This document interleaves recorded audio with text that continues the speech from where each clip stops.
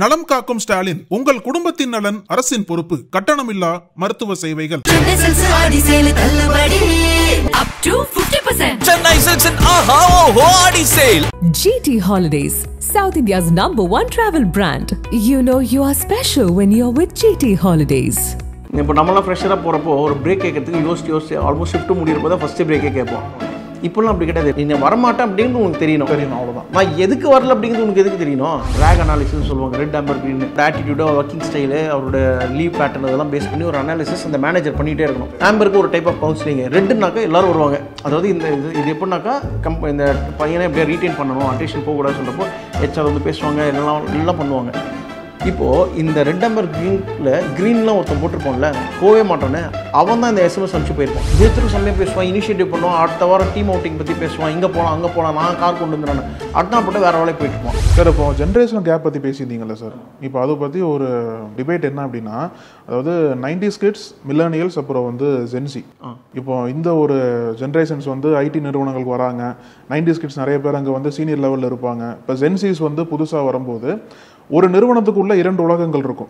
90s kids வந்து ஒரு விதமாக செயல்படுவாங்க, இவங்களோட செயல்பாடு வேறு விதமாக இருக்கும்.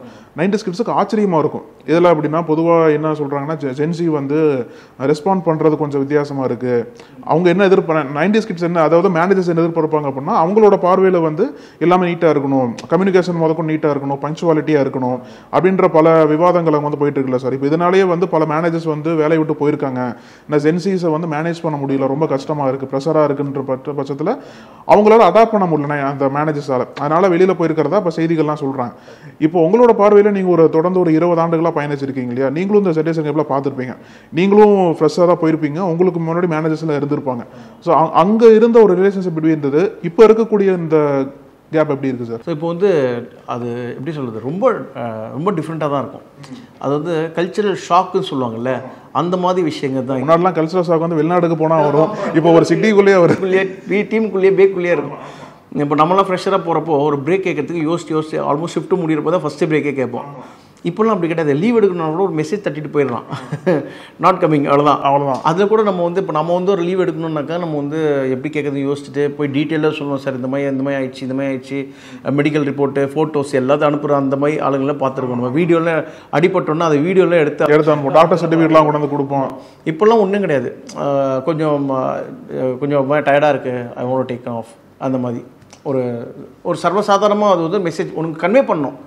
அவங்களோட பெர்ஸ்பெக்டிவ் எப்படின்னாக்கா, நீங்கள் வரமாட்டேன் அப்படிங்கிறது உங்களுக்கு தெரியணும். நான் எதுக்கு வரல அப்படிங்கிறது உனக்கு எதுக்கு தெரியணும்? என்ன வேணால் ரீசன் இருந்துட்டு போட்டோம். நான் இன்றைக்கி வரல, எனக்கு லீவ் பேலன்ஸ் இருக்குது, நான் வரல, அவ்வளோதான் முடிஞ்சிடுச்சு. இதுக்கு முன்னால் வந்து அந்த நம்ம போய் கேட்குறப்போ அவங்க வந்து நம்மளோட பாஸஸ் வந்து கேட்பாங்க, டே என்னடா நீ இன்றைக்கி லீவ் எடுத்த அப்புறம் இந்த வேலைலாம் நீ தானடா பண்ணணும் அப்படிங்கிறப்போ நம்மளை வந்து ஒரு கட்டுப்பாடுக்குள்ளே கொண்டு வந்தாங்கல்ல.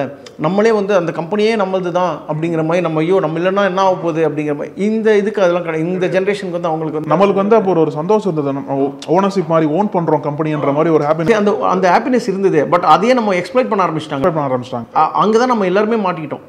ஐயோ நம்ம கம்பெனி எப்படி போகிறது, அதாவது வேறு வேலை கிடச்சா கூட இப்போ விட்டு போனால் எப்படி, இந்த ப்ராஜெக்ட் முடிக்காமல் போகிறது நல்லா இருக்காது, அந்த மாதிரி ஒரு மாரல் வேல்யூஸ் எல்லாம் நம்ம அதுக்குள்ளே சிக்கிக்கிட்டோம்.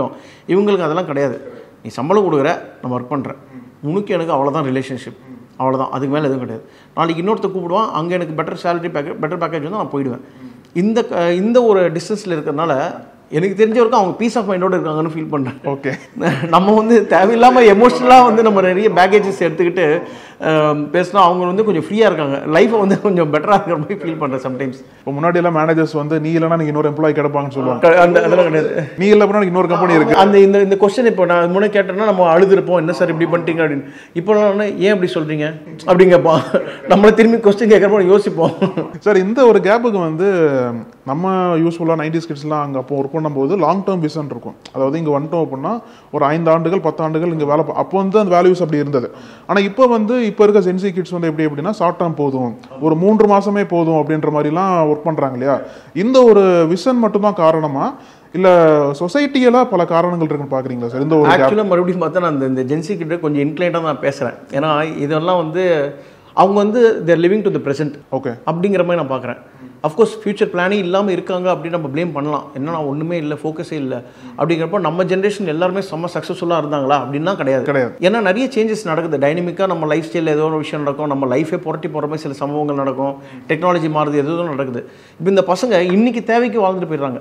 இன்னைக்கு 2 months 3 months இது வருது, இந்த பைக் வாங்கினப்பா, அதுக்கு இந்த கம்பெனியில் ஜாயின் பண்ண ஒரு 3 மாதத்தில் பைக் வாங்கிட்டு அப்புறமா ரிசைன் பண்ணிடுவேன் அப்படிங்கிற மாதிரி இந்த ஜாயினிங் போனஸ் கொடுக்குறாங்க, வாங்கிட்டு போயிடலாம். இது மாதிரி விஷயங்கள் நம்ம ஜென்ரேஷனில் நடந்திருக்கு, இல்லாமல்லாம் கிடையாது.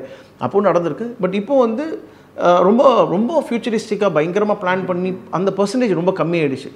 இன்றைக்கி இதுக்கு போதும், இந்த இது நாளைக்கு புதுசாக ஒரு டெக்னாலஜி அப்போ அதை பார்த்துக்கலாம், அவ்வளோதான். அந்த ஒரு பெருசாக அவங்க ஸ்ட்ரெஸ் எடுத்துக்கிறது இல்லை. ஆனால் இன்னொரு பக்கம் பார்க்கும்போது நிறைய பாசிட்டிவாக நிறைய இருக்குது சார் இந்த ஜென்ரேஷன் பொறுத்த வரைக்கும். ஏன்னா இப்போ டெக் சாவியாக இருக்காங்க, அது மட்டும் இல்லாமல் இப்போ இருக்கக்கூடிய மொபைல் ஆப்ஸ் எல்லாமே அப்டேட்டடாக இருக்காங்க.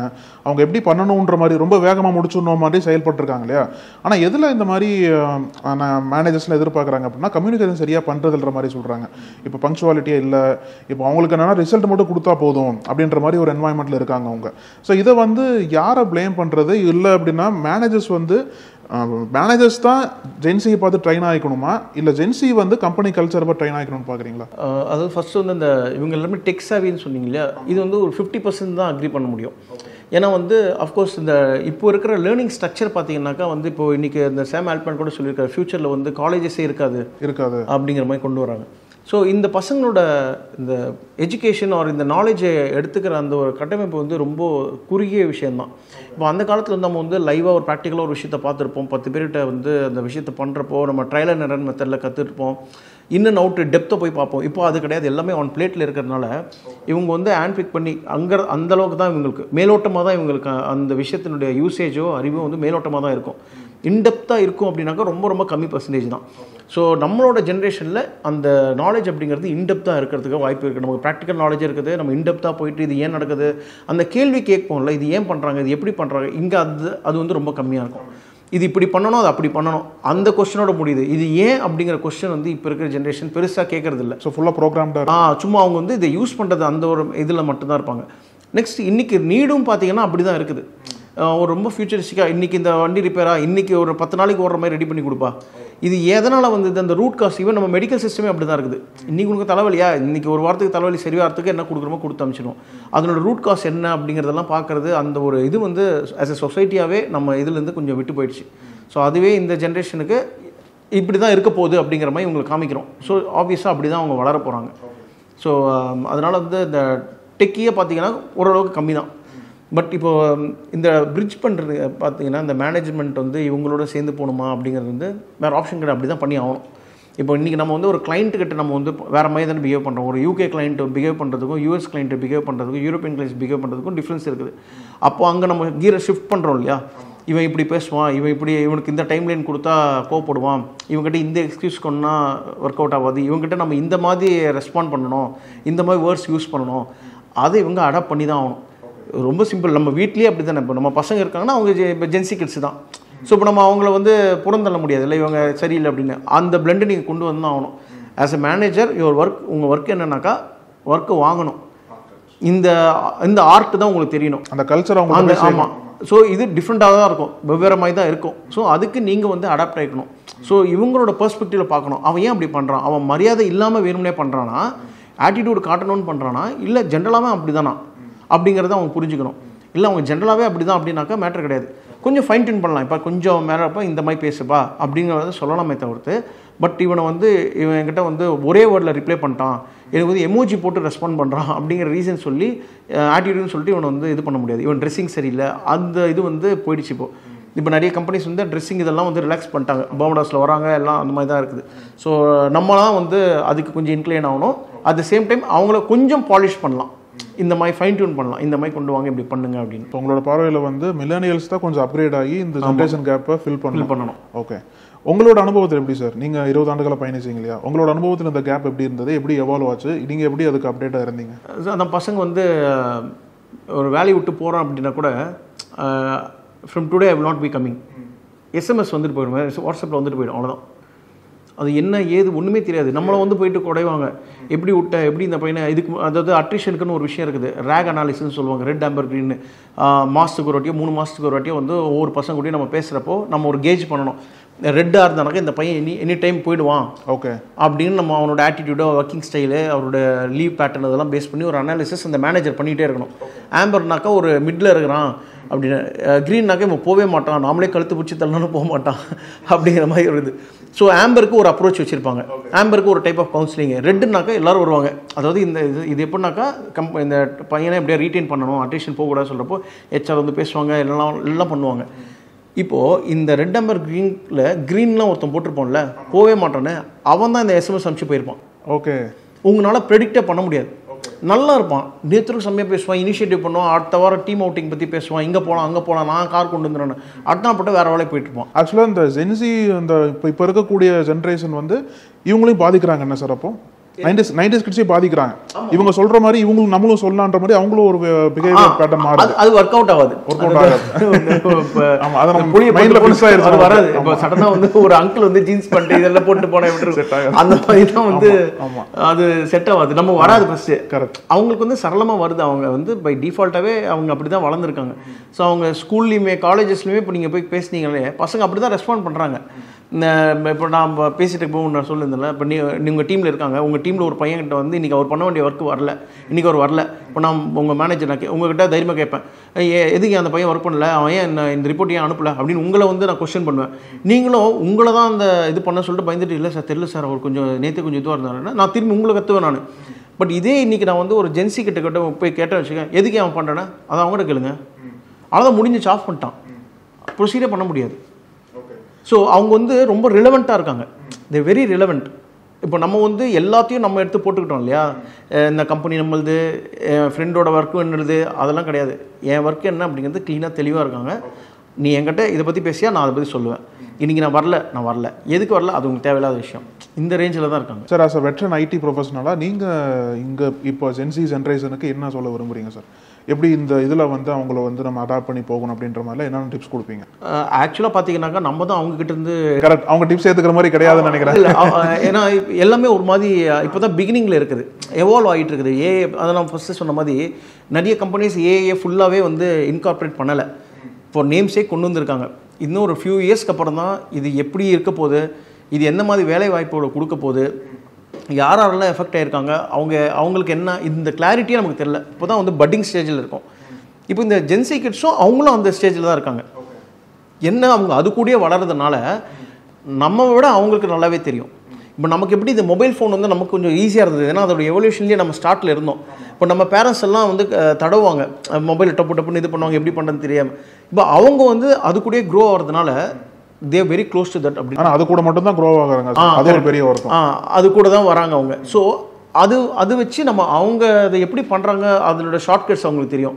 ஒரு விஷயத்தை இன்றைக்கி நான் வந்து ஒரு 4 ஹவர் உட்காந்து பண்ணுறதை அவங்க வந்து டக்குன்னு இதை வச்சு பண்ண அதை வச்சு பண்ணணும்னு ஒரு ஷார்ட்கட் கொண்டு வந்துடுறோம். அதாவது ரிசல்ட் ஓரியன்டாக போயிடுச்சு. இப்போ எல்லாமே குவாலிட்டி அப்படிங்கிறத தாண்டி ரிசல்ட் ஓரியன்டாக வருது. ஸோ நம்ம வந்து அவங்கள க்ளோஸாக ஃபாலோ பண்ணணும்னு நான் ஃபீல் பண்ணுறேன். அவங்கக்கிட்டேருந்து நம்ம சொல்லணும் அப்படின்னாக்கா அது வந்து அகெயின் பூமர்னு சொல்லுவாங்க, கொஞ்சம் கோல் வச்சுக்கப்பா, ஒரு 2 மாதங்கிறது ஒரு 2 வருஷத்துக்காவது ஒரு பிளான் வச்சுக்கப்பா அப்படின்னு சொல்லணுமே தவிர்த்து, பட் நம்ம அதையும் நம்ம கட்டுப்பாடுக்குள்ளே கொண்டு வர முடியாது. கரெக்ட். ஏன்னா நான் கட்டுப்பாடுக்குள்ளே கொண்டு வந்தால் ஏஐட்டே பேசிடுறேன். ஒரு ரீசன் இந்த ஆட்குறைப்பு, இந்த ஏஐ உள்ளே கொண்டு வரதுக்கு காரணமே இதுவும் ஒரு ரீசனாக இருக்குதுன்னு நான் ஃபீல் பண்ணுறேன். இவங்களெல்லாம் வச்சுக்கிட்டு இவனுங்கிட்ட பேசிட்டு இதுக்கு பதில் 10 ஏஐ கொண்டு அதுவே பண்ணிட்டு போவோம் அப்படிங்கிற மாதிரியும் சில டைம் வந்து யோசிக்கிற மாதிரி பண்ணுறாங்க சில பேர். சார் உங்களோட அனாலிசிஸ் நான் தெரிஞ்சுக்க விரும்புகிறேன். இப்போ ஜென்சி பேசிகிட்டு இருக்கோம், அடுத்து ஜென் ஆல்ஃபான்றாங்க. ஜென் ஆல்ஃபாக்கு அப்புறம் ஏஐ வந்துருமா சார்? ஐடி ஃபுல்லாக ஐடியில் எம்ப்ளாயிஸே இருக்க மாட்டாங்களா? அப்படி இருக்காது. ஸோ ஏன்னா முன்னாடி என்ன சொன்னாங்கன்னா சார், இன்னதான் ஏஐ வந்தாலும் அதை ஹேண்டில் பண்ணுறதுக்கு ஹியூமன் இருக்கணும், எம்ப்ளாயிஸ் இருக்கணும்னாங்க. ஆனால் இப்போல்லாம் கொஞ்சம் கொஞ்சமாக எவால்வ் ஆகிற சமயத்தில் இப்போ அமெரிக்காலலாம் பல இதுவே வந்து ஏஐ பண்ணுறாங்க. மைக்ரோசாஃப்டே என்ன சொல்கிறாங்க அப்படின்னா 30% ஆஃப் கோடிங் வந்து ஏஐ தான் பண்ணுற மாதிரி சொல்கிறாங்க. அப்போ அங்கே வந்து அந்தளவுக்கு மேன் பவர் தேவைப்படாத பட்சத்தில் அந்த ஒரு புஷ் என்பது இப்போ அமெரிக்காவை சார்ந்து இருக்கக்கூடிய இந்திய ஐடி நிறுவனங்களுக்கு அந்த ஒரு பெரிய பாதிப்பை ஏற்படுத்தும். அப்போ இன்னொரு 10 ஆண்டுகளுக்கு அப்புறம் இங்கே இருக்கக்கூடிய ஐடி நிறுவனங்கள் வந்து ஃபுல்லாக ஏஐ டிபெண்ட் பண்ணி வந்துருமான்னு? அதாவது ஃபுல்லாக எராடிகேட் பண்ண முடியாது ஹியூமனை. அந்த ஏதாவது ஏஐ அப்படிங்கிறது என்னன்னாக்கா நம்ம ஆல்ரெடி கொடுத்த இன்புட்ஸை பேஸ் பண்ணி அது ஒரு ஒர்க் பண்ணுது. ஹியூமனுக்குன்னு ஒரு லிமிடேஷன் இருக்குது. என்னால் வந்து ஒரு 10 புக்கை படித்து அதை நாம வச்சுக்க முடியும் அப்படின்னாக்கா ஏஐ வந்து ஒரு 1,00,000 புக்கு நாம வச்சுக்கும், கேட்குறோன்னா டக்குன்னு கொடுக்கும். அதுதான் அதனுடைய இதுவே ஸ்ட்ரக்சரே. ஸோ ஹியூமனை ரீப்ளேஸ் பண்ணுவோன்னா கிடையாது. இது வந்து ஆடு மேய்க்கிறவன் ஹியூமன் தான். நிறைய ஆடுகள் உள்ளே வந்துடும், ஏஐஸ் நிறைய வந்துடும், பட் மேய்க்கிறவன் நம்ம ஆளுங்க தான் இருப்பாங்க. அந்த க்ரியேட்டிவ் பார்ட் வந்து நம்ம தான் பண்ணுவோம். பட் அதனுடைய இன்ஃப்ளூயன்ஸ் பயங்கரமாக இருக்கும் லைஃப்பில். வந்து இப்போ ஒரு வீட்டில் ஒரு மெம்பராகவே ஒரு ஏஐ இருக்கலாம். இப்போ நாங்கள் ஒரு வெப் சீரிஸ் கூட பண்ணியிருந்தோம், கான்வர்சேஷன் வித் இந்தியன் ஏஐ அப்படின்னு. அதுலேயும் ஒரு இடத்துல சொல்லியிருப்போம், ஹவுஸ் ஹோல்ட் ஒர்க்கெலாம் பார்க்குறதுக்கு அனந்தராமன் ஒரு ஏஐ ரெடி பண்ணிகிட்டு இருக்கோம் அப்படின்னு. ஸோ ஒரு பெட் அனிமல் மாதிரி ஒரு ஏஐ வந்து கூடவே வந்துடும். ஸோ அந்த விஷயங்கள்லாம் நடக்கும். பட் மொத்தமாக ரீப்ளேஸ் பண்ணோம் அப்படிங்கிறது கண்டிப்பாக கிடையாது. ரைட் சார், இவ்வளோ நேரம் உங்களோட கருத்துக்களை ரொம்ப அழகாக பகிர்ந்துட்டீங்க சார். ரொம்ப நன்றி சார், நேரத்துக்கும் கருத்துக்களுக்கும். தேங்க்யூ. நக்கீரன் டிவிக்கு சப்ஸ்கிரைப் செய்யுங்கள். உங்கள் ஆதரவே எங்கள் பலம். ஆசிரியர்களுக்கு நண்பனாகவும் மாணவர்களுக்கு ஆசானாகவும் திகழும் தேர்வு வழிகாட்டி. ஒவ்வொரு பாடத்திற்கும் அனுபவமிக்க ஆசிரியர்களின் துல்லியமான தெளிவான விடைகள். CNC இருக்கு, தேர்வு பயம் எதற்கு? இது தீரன் பப்ளிஷிங் ஹவுஸ் விற்பனை வெளியீடு.